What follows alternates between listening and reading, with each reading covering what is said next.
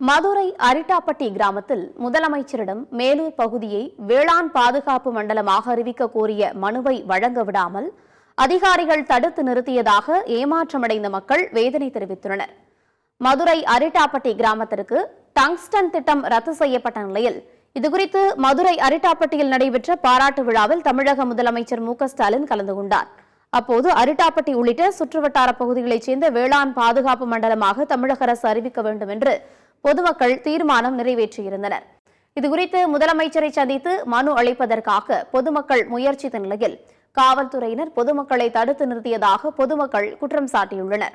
பின்னர் மனுவை மாவட்ட நிர்வாக அதிகாரிகளிடம் கொடுத்த பொதுமக்கள் நிகழ்ச்சியில் முதலமைச்சர் பேசிக் கொண்டிருந்த போது ஏன் எங்களுடைய மனுவை முதலமைச்சரிடம் கொடுக்கவிட மாட்டீர்களா என அதிகாரிகளிடம் வாக்குவாதத்தில் ஈடுபட்டதால் பரபரப்பு ஏற்பட்டது.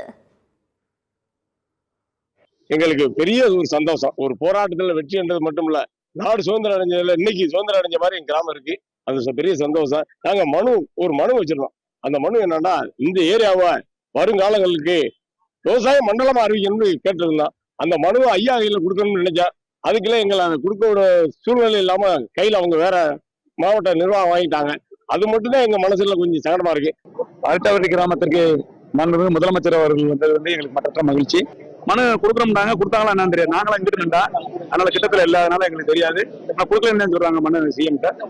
இந்த மனு அவங்க கொண்டு போய் சேர்க்கணும். அதிகாரியை வாங்கியிருக்காங்களாம். இந்த மனுவை கொண்டு போய் சிஎம்கிட்ட நம்ம முதலமைச்சர்கிட்ட சேர்த்து சட்டப்பேரவையில் சிறப்பு தீர்மானம் கொண்டு வந்து நம்ம பாதுகாக்கப்பட்ட வேளாண் மண்டலமாகவும் பண்பாட்டு பாரம்பரிய மண்டலமாகவும் தொழில் மண்டலமாகவும் அறிவிக்கணும்ன்றது